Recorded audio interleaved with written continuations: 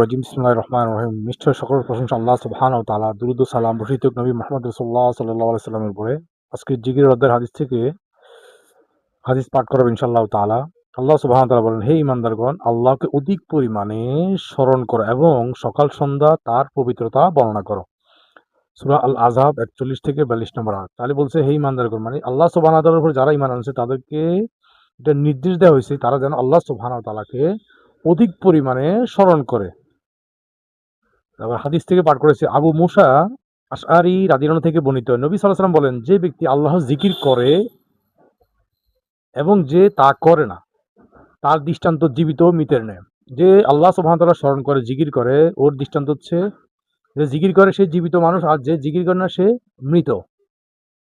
জীবিত মানুষ নিজের পথের উপর চলতে পারে এবং মানুষকে পথ দেখায়, আর যে মৃত সে নিজেও চলতে পারে না, অন্যদেরকেও সে পথ দেখাতে পারে না। আবার একটা হাদিস পড়তেছি, আবু মুসা সেটাও আবু মুসা থেকে বর্ণিত। তিনি বলেন, রাসূল সাল্লাল্লাহু আলাইহি ওয়াসাল্লাম আমাকে বলেন, আমি কি তোমাকে জান্নাতের ভান্ডার সমূহের একটি ভান্ডারের কথা বলে দিব না? আমি বললাম, হ্যাঁ, অবশ্যই বলে দিন।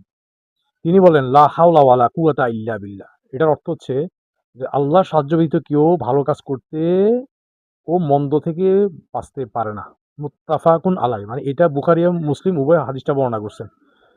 জান্নাতের ভান্ডার বলা হয়েছে যে আমি ইচ্ছা করলে যে লা হাওলা ওয়ালা কুওয়াতা ইল্লা বিল্লাহ যত বেশি পাঠ করব, এটা আমাকে খারাপ কাজ থেকে বাঁচার জন্য শক্তি যোগাবে এবং নেক আমল করার জন্য উৎসাহিত করবে। আর এটাও আল্লাহর কাছে সাহায্য চাওয়া, যে আমি ইচ্ছা করলেই নেক কাজ করতে পারবো, ব্যাপারটা এমন না। আমি ইচ্ছা করলে খারাপ কাজ থেকে বাঁচতে পারবো, এমন না। তাহলে এই হাদিস দ্বারা জানতে পারছি আল্লাহ সুবহানাহু ওয়া তাআলা প্রথমে আমাদেরকে নির্দেশ দিয়েছেন যে তোমরা অধিক পরিমাণে যদি ইমানদার হয়ে থাকো, যারা ইমান আনছো তারা আমাকে স্মরণ করবা, এবং যারা জিকির করে এবং করে না তারা হচ্ছে মৃত সমতুল্য, মৃত এবং জীবিতর মতো, যারা জিকির করে এবং করে না। আর বলছে যে জান্নাতের রত্নভাণ্ডার এবং আল্লাহ সুবহানাহু ওয়া তাআলার তৌফিক ব্যতীত কেউ খারাপ কাজ থেকে বাঁচতে পারে না এবং কেউ নেক কাজও করতে পারে না। এই জন্য সর্বাবস্থা আমরা আল্লাহ সুবহানাহু ওয়া তাআলার কাছে সাহায্য চাইব। তখন আমরা নিজেদের সমস্যাগুলো সমাধান করতে পারবো। তো দেখা যায় যারা জিকির করে না তাদের মধ্যে শয়তান বাসা বাঁধে। বলছে অলস অলস মস্তিষ্ক শয়তানের কারখানা। তা আপনি যতক্ষণ বসে থাকবেন কোরআন হাদিস অধ্যয়ন ছাড়া, জিকির ছাড়া, দেখবেন না আপনার মাথার মধ্যে সবসময় শয়তানি বুদ্ধি, শয়তানি চিন্তাভাবনা আসবে। আর দেখা যায় যে আপনি এমন একটা সমস্যা পড়ছেন, সেখান থেকে বের হওয়ার কোনো পথ পাবেন না।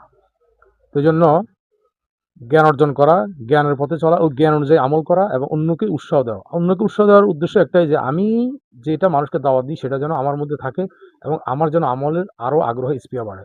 আল্লাহ সুবহানাহু ওয়া তাআলা আমাদেরকে এই কথাগুলোর আমল করার তৌফিক দান করুক। ওয়া মা তৌফিক ইল্লা বিল্লাহ।